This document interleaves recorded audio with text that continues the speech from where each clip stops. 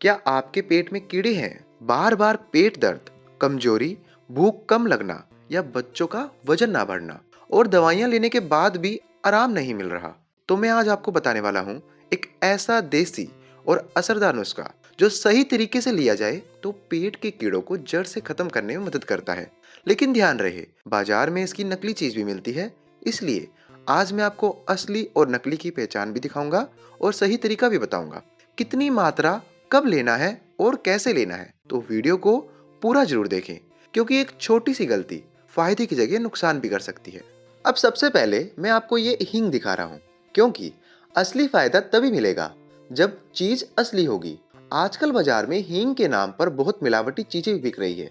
देखिए, असली हींग की सबसे पहली पहचान क्या है? इसकी खुशबू बहुत तेज और चुभने वाली होती है। जैसे ही आप डिब्बी खोलेंगे, आपको तेज सुगंध आएगी। अगर खुशबू हल्की है या बिल्कुल नहीं है, तो समझ जाइए कुछ गड़बड़ है।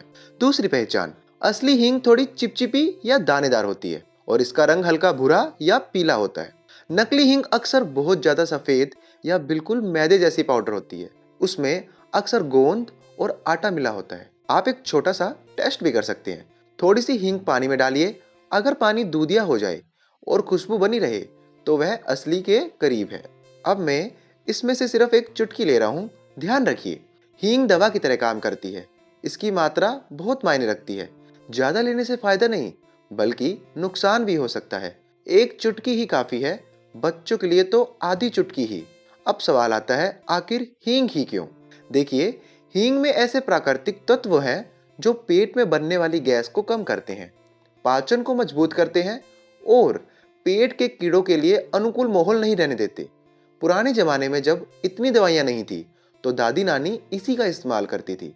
बच्चों का पेट दर्द हो, बड़ों को गैस हो या बुजुर्ग को अपच, हींग हर उम्र में काम करती है। हींग में एंटीबैक्टीरिया और एंटी पैरासाइट गुण पाए जाते हैं, यानी यह पेट में मौजूद हानिकारक कीड़ों और बैक्टीरियों के खिलाफ काम करती है। लेकिन याद रखिए, यह घरेलू उपाय है, कोई जादू नहीं।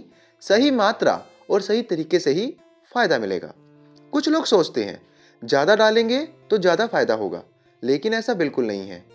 ज्यादा हींग लेने से पेट में जलन, एसिडिटी या बीपी लो जैसी दिक्कतें भी हो जाती है। इसलिए सिर्फ एक चुटकी बस। अब देखिए, पानी धीरे धीरे उबल रहा है। इसे हम तेज आंच पर नहीं उबालना है, हल्की आंच पर ही रखना है, क्योंकि ज्यादा उबालने से इसके गुण कम हो जाएंगे। और याद रखिए, हम इसे दवा की तरह बना रहे हैं, चाय की तरह नहीं। बहुत लोग यहाँ गलती करते हैं, सोचते हैं कि जितना ज्यादा उबालेंगे उतना ज्यादा असर होगा, लेकिन असल में इसे बस अच्छे से घुलने देना है।